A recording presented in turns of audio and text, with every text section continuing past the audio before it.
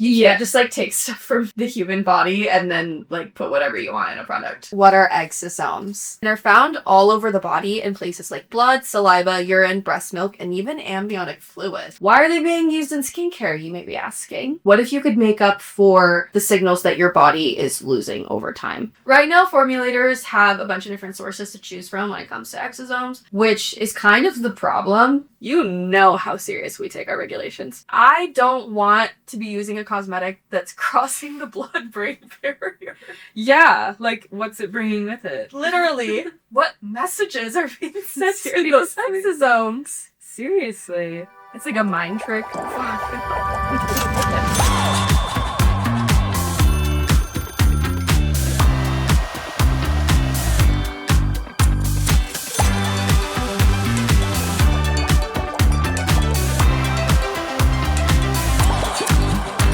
Hello, everybody, and welcome back to another episode of Beauty by the Beaker. I'm Natalie. And I'm Sadie. And we're two cosmetic chemists, and we're giving science a hot new makeover.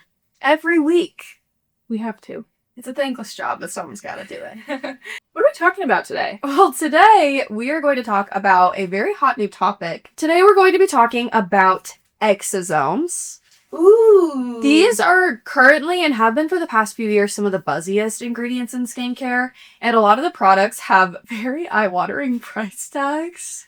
Yeah. So I think it's important for us to chat about what they actually are, because the idea behind them is compelling. Basically, rather than adding more collagen-building ingredients to your routine, exosomes are supposed to send your cells the actual signals to tell them to repair and act younger. It's a good idea, but it's also based on a lot of hype, which is kind of every ingredient that we talk about on this podcast. Right. I'm sure you're going to cover all of the really hard-hitting science, correct?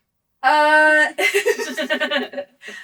of it. This actually, okay, I will say, out of a lot of the ingredients that I've researched recently, this does have more compelling evidence than some of the other things we've talked about, like PDRN, for example. Mm-hmm. But we're just gonna discuss what exosomes actually are, why the source of them matters so much and how effective they are, whether they can even get into your skin, and what the data shows. Yeah. Huge. Yeah. Huge. And also what the FDA has to say about it, because I found some interesting things. Interesting. Well, I'm excited. I know. Let's get into it. Yes, let's get into it. Before we get too far, I want to shout out the Chemist Confessions podcast. They have done 2 really, really good episodes about exosomes that I use to reference a lot for this episode. So make sure that you go check those out. We'll link them below. They really dive into the nitty-gritty behind the studies. So they're great resources to listen to. Okay, so first and foremost, what are exosomes? An exosome is basically a tiny bubble that your cells release to talk to other cells.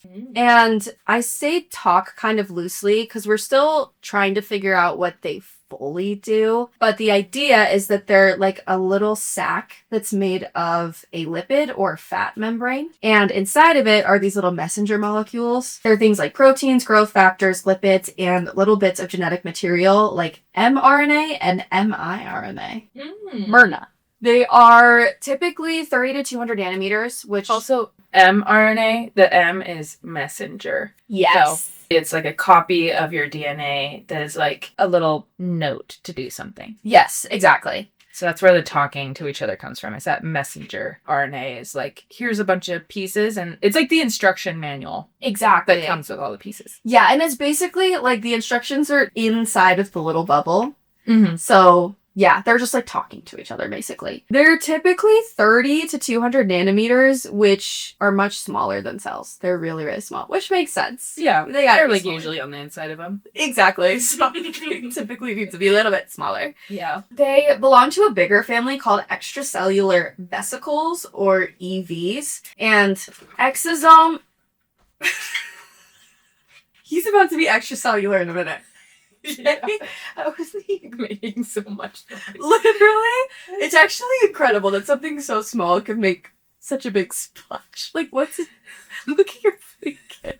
If you watch the video version of this podcast, it's like playing Where's Waldo. It's just Where's Owen at any given point. Yeah.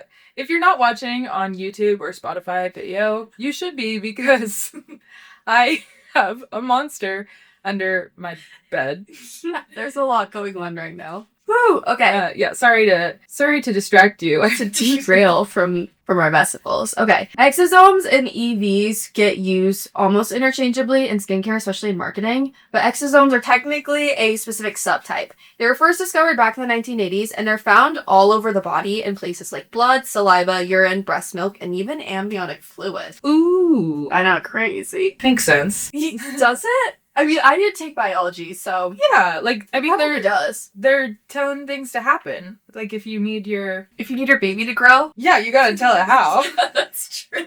Like it's not gonna just do that on its own. It needs like DNA messages. Yeah, little FedEx drivers to Remembering all the parts and like how to put it together, and then they're like, oh, cool, I can like destroy the webbing between my fingers. Like I said, we're still kind of learning the full scope of what they do, but the idea is that they're just the body's messaging system between cells. So they're carrying instructions. They're almost like a package, like a text message. So what's important is what's inside of them or what they're actually carrying. Yeah. The instructions. Why are they being used in skincare, you may be asking yourself this question. In young, healthy skin, fibroblasts, which are the cells that make collagen, release exosomes that signal your body to keep making collagen, help regulate inflammation and just repair. And stem cell exosomes push the cells to keep dividing, and they help hold off senescence, which is a fancy word for cellular aging.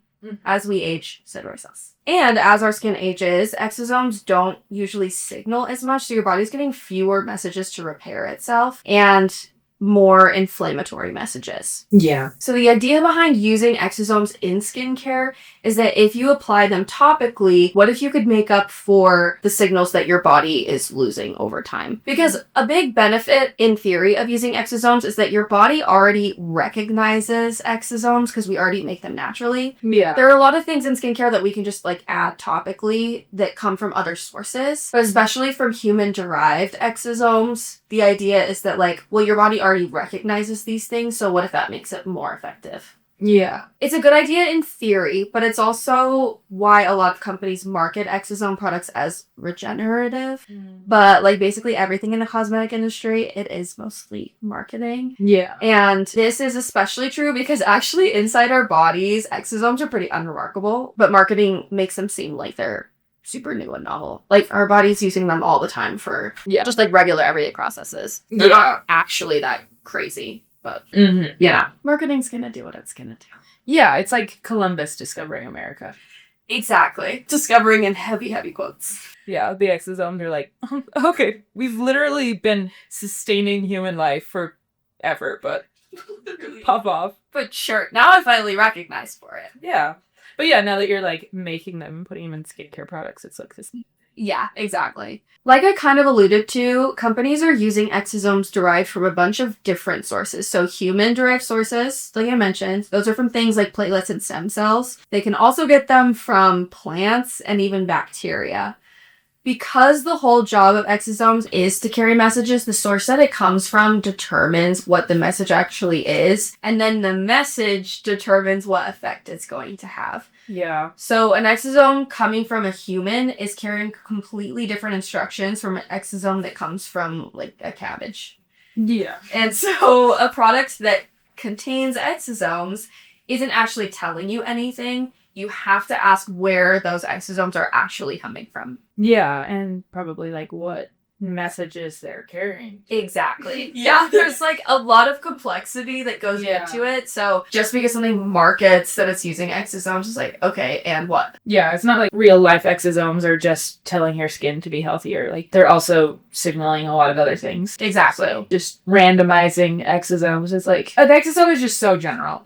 That's like basically what I'm trying to say. Is like, if you wanted people to go to a certain place, you could specifically tell them to go to that place. But if you just said, like, everybody go somewhere, there's a chance that some of them are going to go to that place. Mm-hmm. This is kind of like just saying, like, everybody just needs to go somewhere. Yeah, like, hoping that some of them end up the place you want them to be. Exactly. Instead of, like, actually targeting, like, figuring out how to get people to go to the place. Yes, because the exosome's ability to actually get to the place that it needs to be in order to do what you want is so important.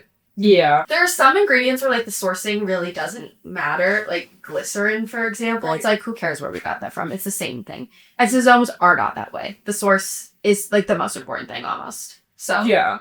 Yeah, I feel like it's kind of the difference between saying like an egg versus a cookie. If you're following a recipe, the source of the egg probably doesn't have as much impact as like the actual recipe that you're following to get a cookie. But like that doesn't mean all cookies are the same. right. And can be like swapped out just as easily as like an ingredient. Mm-hmm. Like I mentioned, there are 3 main places that these exosomes are coming from. The first one is human-derived, so they can come from platelets. Those are the cell fragments in your blood that form clots so that you stop bleeding. Mm-hmm. And this is the source behind the most studied topical products, which come from a brand called Plated Skin Science, which actually they do have clinicals.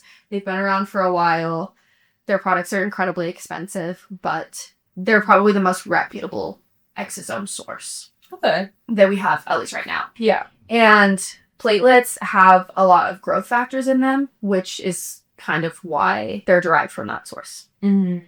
The second one is mesenchymal stem cell, or MSC derived. These are extracted from bone marrow, fat tissue, placental tissue, or umbilical cords. And most of these studies with this ingredient are through in-office or injected routes rather than like an at-home topical product. Because you also have to keep in mind that there are regulations when it comes to topicals that are derived from humans. Mm-hmm. We'll talk about that a little bit later, but You can't just like take stuff from the human body and then like put whatever you want in a product. Yeah. The FDA is gonna have a come apart if you do that. Mm-hmm. Yeah. When you said that there was even human-derived exosomes to begin with, that kind of surprises me because... Because what the hell? Yeah. I know you can't add any, like, live cells of any kind, but... Yeah, Human-derived items? they're a little sketchy. Yeah. You gotta be careful. You do have to be careful. Yeah. The last one is fibroblast derived. Some researchers argue that your skin's own fibroblasts might be the best source for skin benefits, since those are literally your skin cells. But which fibroblast type and how you extract it can change the results. So those ones like aren't super well studied. That's Okay. right now. The next ones are bacteria derived, and these are probably the most interesting after the human derived exosomes. Your skin's microbiome already releases little messenger bees to communicate with your skin, which is both helpful and unhelpful. So the idea of using exosomes to further that communication isn't out of the realm of possibility, because again, like, your skin's already doing that. Yeah. So the most studied strain in topicals is called Lactobacillus plantarum. And one thing to know is that the effect of bacteria on the skin in lab studies is super vast. So the strain that you're using and how it's handled and applied matters a ton. So there's like a lot of variability when it comes to bacteria-derived products especially. The last one, like I mentioned, is plant-derived. These exosomes are becoming very popular very quickly. They're derived from plants like roses, ginseng, lotus, various fruits and vegetables, and even some mushrooms. And Not a plant. true plant/fungi derived. I'm sick of... That's the stand that I'm going to take in... I'm sorry. That's the stand I'm taking in the lower 26. The latter half of 26. Oh, it was like what? Yeah, your posts. Yeah. No more fungi erasure. If you're a pizza place and you have mushrooms in your list of veggies, Jail. that's anti-science. Just saying. Ooh, not me being anti-science. Okay, so plant and fungi derived. Changing my notes. Sorry. No, You better get a second. apologize. Yeah, this podcast is about accuracy. So Only. thanks Ever. for holding me to a higher standard. Maybe just to get back on track, the reason that people like plants or fungus is because it doesn't come from a human.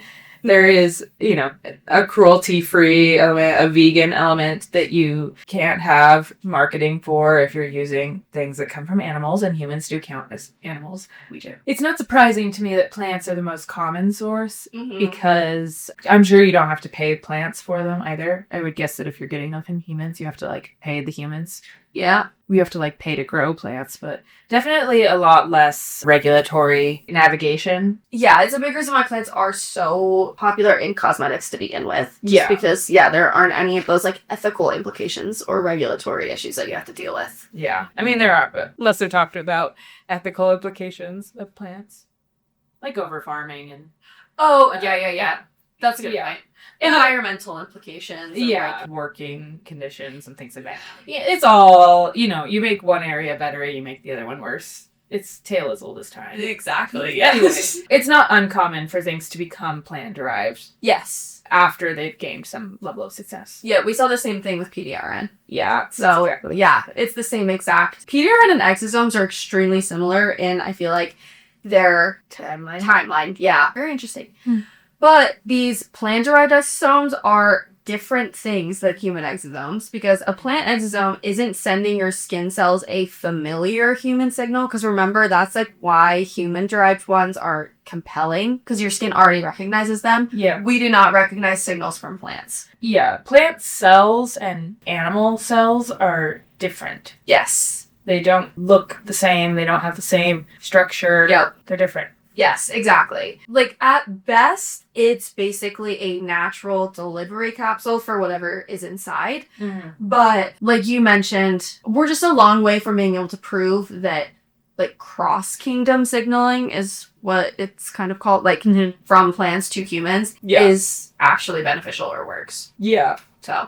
But I think it's important for people to note when it comes to, like, deriving cells, a lot of what separates the kingdoms is the fact that our cells are different. Exactly. Yeah. So the animals or plants are not in the same kingdom because their cells are different. Same exact bacteria. Yeah. So right now, what? And fungus. Do not forget.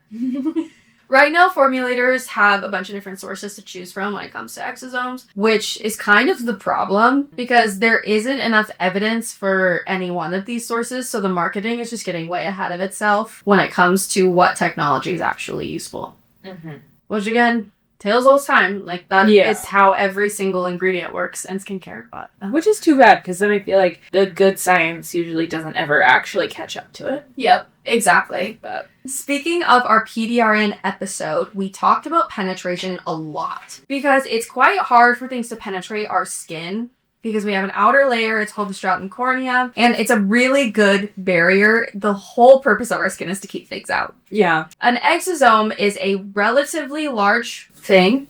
Yeah, it's like I think the point I was trying to make earlier, too, is like when you're saying glycerin versus exosomes. Glycerin is like a molecule. Yeah. Exosome is like a finished good. Yeah. I was like, it's not a molecule, like what? Yeah, exactly. It's like a conglomeration of molecules. Yes. Things that comes together to form, like, it's not an organism, but it is like what is that called? Yeah, like a structure. Exactly, yes. And its structure is very large, it's very delicate, and it loves water, which are not the kinds of things that make it easy for something to pass through our skin barrier. Right. We actually love the opposite of those things. Yeah. Things that are small, robust, love oil. Yeah. So when it comes to topicals, we do have to ask ourselves if these ingredients can even get into our skin to do what marketing is saying they're doing. Yeah. The best way to get exosomes through our skin barrier so they can actually do something is by pairing them with something that breaches our skin barrier. This typically means an in-office treatment.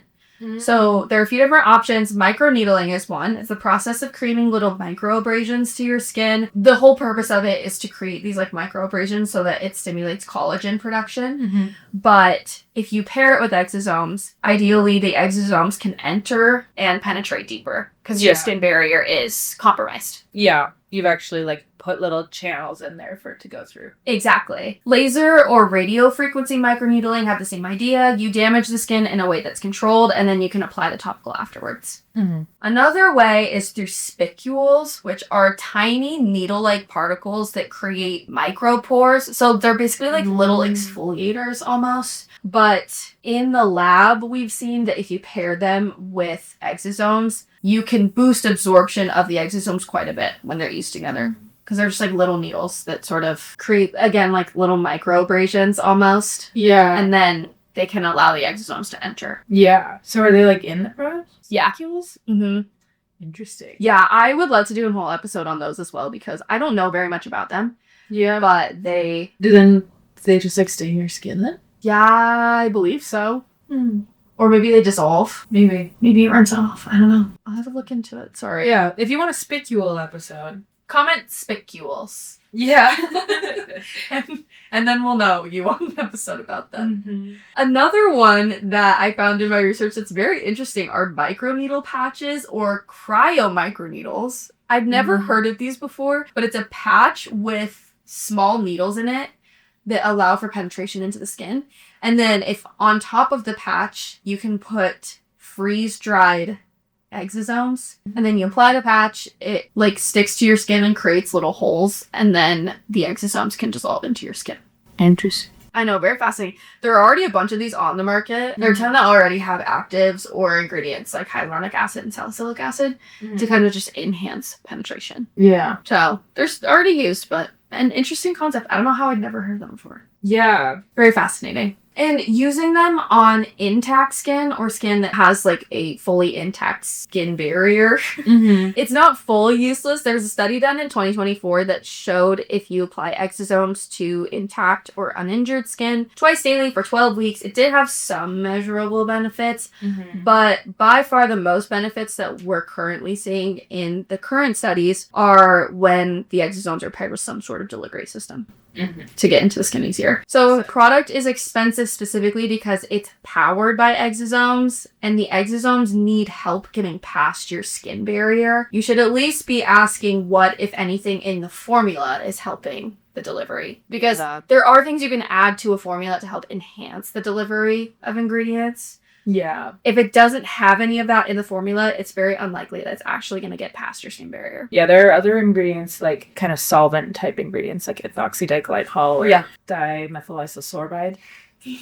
You know the one. You know, her. I actually love those ingredients. I do too. Or like glycols and stuff. They're kind of just like less polar liquids than water is, and it helps to kind of marry the oil loving and the water loving sides. Yep. And help you get things to your skin. Exactly. Yeah, some ingredients like that can help things like spicules or whatever. Like just something that can enhance the delivery. Yeah. I wanted to talk about the highlights, like the best studies that we have for each category. But before we get into those, know that most of these are small studies. Several of them have no actual control group or a control group that isn't really explained in the study.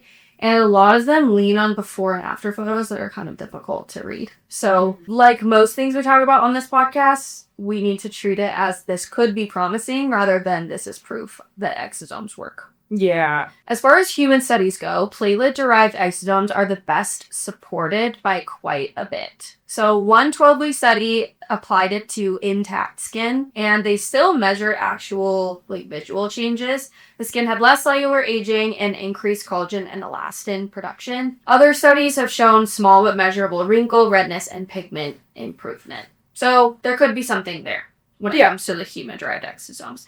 The best results are still from exosomes that are delivered with an in-office procedure, though, and the topical studies are mostly small. I also do want to note that human-derived isn't necessarily referring to just one thing, because the exosomes can come from platelets and other stem cell sources from places like fat, bone marrow, and the placenta, and they all just behave differently because they're all coming from different places. So the platelets are the ones with the most data, but they're could be something there, I guess, for the other human-derived ones. That's the best data that we have so far. That makes sense. Yeah. Next is bacteria-derived. These ones are still an early concept, like I mentioned, but there is some promising data. The best human study for the strain that I mentioned earlier, the Lactobacillus plantarum, was actually placebo-controlled, which is a green flag.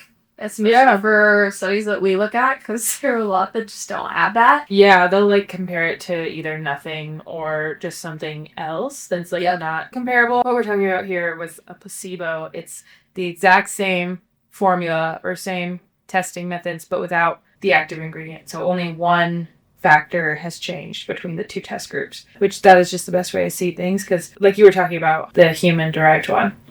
As you were talking about it, I was thinking okay, but it could just be skincare routines or other ingredients in the formula. Without doing that direct comparison, it's hard to be able to attribute the success of something to one specific attribute. Exactly. Yeah. Because even just applying a topical product in general can make a measurable difference, whether it has this ingredient or not. So placebo is nice because it can actually show whether or not the ingredient is doing something. Yeah. In concept, this one is the closest to human exosomes, the bacteria-derived ones, since your skin microbiome is already using the same vesicles to talk to your skin. But it's important to note that this study specifically wasn't even using a finished product. The subjects were mixing their own dose every single day. Oh, I know, it's very odd. So it's very much just like a proof of concept. Okay. They're like DIYing their own placebo-controlled. Yeah, like how does that even work? How do they even put, like, if they're mixing their own, how is it even compared to a placebo accurately? I don't know. I'll go read the study again and kind of see. There were so many that I had to read, so I don't fully remember which one this specifically came from. But yeah, anyway. The last ones are plant-derived. So these ones have the weakest data of the three options. There are some interesting case reports, like a rose stem cell cream that helped a patient whose rashes hadn't responded to anything else, and that one followed him for like an entire year. So nothing worked, and then he used it for 6 months, and then he stopped using it for 6 months. And so it was like a very long study. The only issue is that it was one singular person. So, so it's like, you really can't get that much data from it. Especially because we don't know anything else about the person. Exactly. Yeah. So it's very much just like a proof of concept. Like, okay, maybe there could be something here. But yeah. And like I mentioned earlier, the plant-derived exosomes are a different thing for human exosomes because we don't recognize those. Yeah. So they're different cell types. Exactly. Yeah, I was gonna say, I feel like the reason that plant cells probably are the least promising of them all is because, like, humans, obviously, we are humans. We're treating human skin. So human-derived, that makes some sense. But we're also covered in bacteria. We have a microbiome, and we have, bacteria that works synergistically with our skin cells. Yeah. So I feel like the bacteria one also makes a little bit of sense if it's working through more of that pathway. Yes. But we don't really have a lot to do with plants. No. Especially not when it comes to our skin. Exactly. Yeah. So it's a lot harder to sell me on the idea of plant-derived exosomes because of that. Yeah. The good news, I guess, is that between all three of these types, when they were used topically, there weren't really any serious adverse effects to using exosomes in the trials. So they're pretty safe. They just might not be doing anything. Yeah. If you've watched any episodes of our show before, you know how serious we take our regulations, okay? Regulatory is a big deal to us. Currently, there are 0 FDA-approved exosome products for skincare or medical use. So any clinic that's injecting them or brands that are making regenerative claims are operating outside of FDA approval. This happens all the time. It's not like it's just exosomes, but is something to think about, especially because in the FDA's eyes, ingredients that are intended... Owen hates that time. Whatever. We don't even have the camera time to... Whatever. Yeah. Owen's in the background. Ignore him. Yeah. In the FDA's eyes, ingredients that are intended to treat a condition or affect the structure or function of the body are regulated as drugs, and biological products under the FD&C Act and the Public Health Service Act. Yeah. And the biological products is specifically relevant for exosomes. Because, especially if they're coming from, like, human-derived sources. Right. So, because making these involves culturing and processing cells, they would need to go through the full drug approval process. And as far as I could find, no exosome products have done that. Okay. Microneedling is kind of a tricky spot here because a med spa might apply an exosome serum after doing microneedling, and they can call it a cosmetic. But the FDA does not see it that way because microneedling is deliberately breaking the skin barrier, and the FDA treats applying an unapproved exosome product onto broken skin as administering a drug, not applying a cosmetic. The combination of those two things happening is producing the best results. Yeah. But it's also a combo that's crossing over into unapproved drug territory. That makes sense. Yeah. I know. From late 2024 into 2026, the FDA has been sending more warning letters to exosome companies saying that their products are unapproved drugs and the ones that are human-derived are unlicensed biological products. Yeah. I read some of these warning letters, and some of the claims that these companies were making were kind of crazy. One product was saying, among a ton of other things that the FDA listed, they said, research has shown that MSC exosomes can penetrate the blood-brain barrier and stimulate neuronal differentiation, neuronal growth, and suppress inflammatory processes within the brain tissue. That definitely crosses the line of we're not in cosmetic land anymore. Literally, they're like, yeah, it stimulates brain function. No. You can't say that. You can't be saying that and being like, oh yeah, this is just a normal cosmetic. And if your product is doing that, it shouldn't be for sale without any sort of FDA approval. No, and that's why it's important that the FDA exists and sends these letters and keeps companies from making these sorts of claims. Because, first of all, I would love to see the data on that. Yeah. I didn't have, like, the time to go into that. I just saw what the FDA was saying. Mm-hmm. But, yeah, one, I highly doubt that's a substantiated claim, which is a problem in and of itself. Right. And two, like you said, if a product is actually doing that, I don't want to be using a cosmetic that's crossing the blood-brain barrier. Yeah, like, what's it bringing with it? Literally, what messages are being sent to those exosomes? Seriously. It's like a mind trick. Fuck. So weird. Yeah, so, as we've said before, just because things aren't FDA approved doesn't mean that they don't work. Right. But you should be wary of supporting companies that use unapproved language and wild claims like those ones. Yeah. And if you're considering an in-office treatment, you should do it with a provider who's transparent about the fact that those treatments are unapproved. I'm not trying to de-influence anybody from in-office treatments. In fact, I just barely got a microneedling treatment done with stem cells. So, like, I've done this exact thing. I don't actually know what stem cells I should look into a little bit more. I should. But yeah, just be fully aware of what you're doing. Yeah, because I do think, I mean, even just microneedling and then putting a product on could have some really adverse effects if not done correctly. I've seen people get horrible, like, scarring from microneedling if that's not done correctly. Yep. You are puncturing little holes into your skin. And then if you're putting a product on with, like, you know, unclean techniques, or the product is somehow not safe, or not regulated properly, or too intense for your skin. Yeah. You should be obviously aware of the risks associated with doing those types of treatments. But then again, yeah, like, sometimes it is the most effective. Yeah. Because you are kind of injecting product. Exactly. So it is a hard balance, I think, to find efficacy and safety and science-backed solutions for skincare. Yeah. Almost impossible. Oh, truly. Yeah, it's very difficult even for us. So, yeah. Okay, when you're shopping for exosomes, exosome product pricing is crazy. They range from about $20 for drugstore exosome products to all the way over $500 for luxury products, and one of them is like almost $500 for like half an ounce of product. Don't do that. Genuinely heart-dropping. Yeah. Okay? Ugh. Yeah. The human-derived ones are obviously the most expensive, since extracting and stabilizing human exosomes is hard and expensive in itself. The cheaper the product, the more likely it's sourced from plants or bacteria, or the amount of exosomes that are being used in the product is really low. That doesn't mean that expensive products are automatically better, as we've learned from this podcast, but the cheap ones probably have less legitimacy behind them, just because the very process of human exosomes is expensive. Right. The formulas also matter a lot. The exosomes are fragile, and to put them in a shelf-stable product, they're often freeze-dried, which can do kind of weird things to delicate vesicles.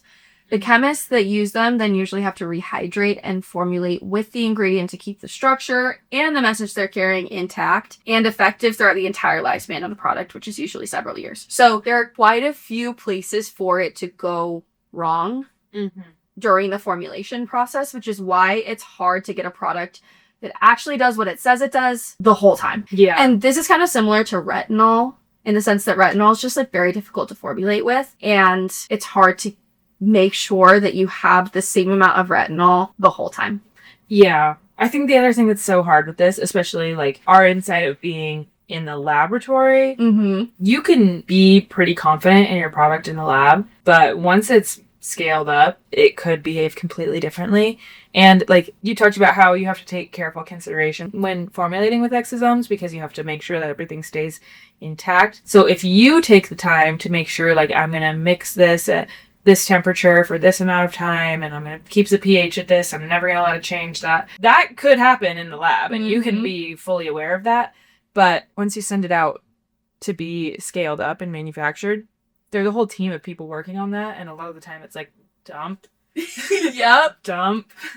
Things go wrong Mix. all the time. Yeah, overshoot pH, Yep. undershoot pH. Yeah. Things happen that, like, I could definitely see completely destroying active ingredients in your formula. Mm-hmm. There's no, like, check or balance stage after the product has been done. I mean, sometimes there are. I'm not going to say there's never. Yeah. But usually, batch-specific checks, they are done.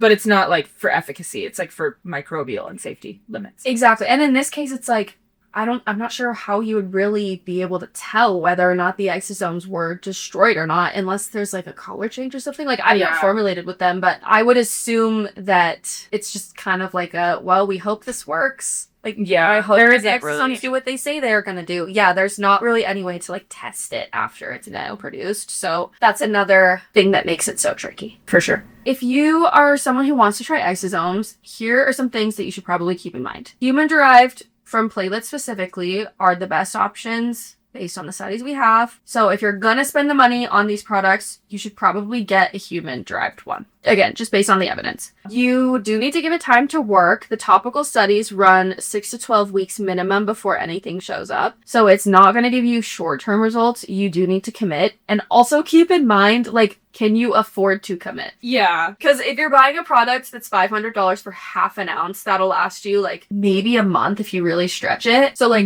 is that something that you can commit to doing long term in order to see the results? And would it be more worth it to just do in-office treatments with that money instead? Yeah. Speaking of in-office treatments, you do need to understand that without an in-office procedure, topicals are the least proven, even if they are human-derived. So the best results in the studies are pairing exosomes with a procedure that allows it to breach the skin barrier. Yeah, that makes sense. And finally, set your expectations. You might see some benefits in things like wrinkles, textures, and tone, but you're not getting a face transplant. No. So you do need to be realistic about what you're probably going to achieve by using these products. Yeah, I think also to keep in mind, if you can afford to spend money on a high budget exosome product and you want to try it out and that's your journey, then like go for it. But if you can't afford it, I think it's also like perfectly acceptable to say that what you can do instead is continue to buy cheaper products and then snicker at the people who are spending all their money on things that are not like scientifically sound. Yep. I think that's acceptable. Yeah, 100%. Yeah. Because at the end of the day, no one needs to know what type of skincare products you're using. And if your skin is healthy and happy, that's all that really matters. So using the products that work best for your skin matters way more than trying to fit into the newest science, because a lot of it's not even that sound. Yeah, like the science is better than things like PDRN, for example. Like I feel more confident in exosomes than I do in PDRN. But again, it's just so specific to where it's derived from, and that comes with a very hefty price tag. And so I personally don't think that exosomes would be worth it for me. Yeah. I would rather spend $500 on several microneedling treatments or like radio frequency or laser treatments. Yeah. That are actually going to give you like immediate results. Yeah. Those procedures are better than really any skincare except for like maybe retinoids. Yeah. If you want to do it, go right ahead. I don't really think it's something that I would spend my money on, but yeah. Also, just a common theme for a lot of skin issues in general. What exosomes are targeting is damage caused by the sun. Yup. So once again, if you want to combat skin aging, the real way to do it is staying out of the sun and wearing sunscreen. Yep. If you do those things, I guarantee your skin will look healthier than someone spending $500 a month on exosomes. Yep, 100%. I feel like the more research that I do into individual ingredients, the more strongly I believe that like tretinoin and sunscreen are really all you need. Yeah. And like hydrating ingredients, obviously like moisturizer, whatever, but like the actual heavy hitters that have real data behind them that we've been using for a very long time are very proven, are tretinoin and sunscreen. Like, yeah, I just feel like, I don't know, exosomes are like cool and whatever, but I'm not that interested in them because we already know exactly what works. And it's cheaper than these products. Yep. Yeah, that's basically everything that I wanted to talk about with exosomes today. I think that exosomes are worth watching. I am interested to see if more studies come out to kind of prove that they're useful or efficacious. But for right now, I would probably hold off on spending a ton of money on them. Yeah. Just based on the data. Yeah. Instead, you can spend a ton of money on nothing here. We don't have anything for sale. You could Venmo us. True, we already got our SanDisk, so like we're covered. Yeah. What else do we even need? Literally.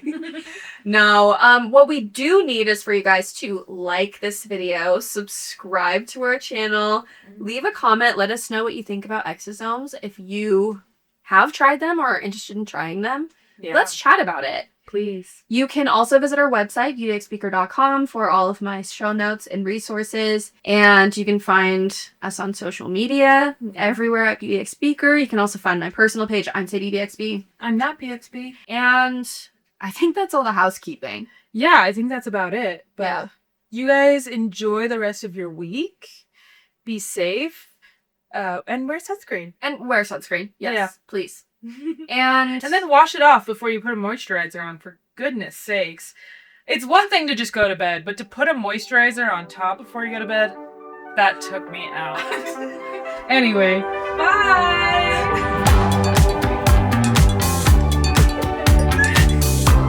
literally,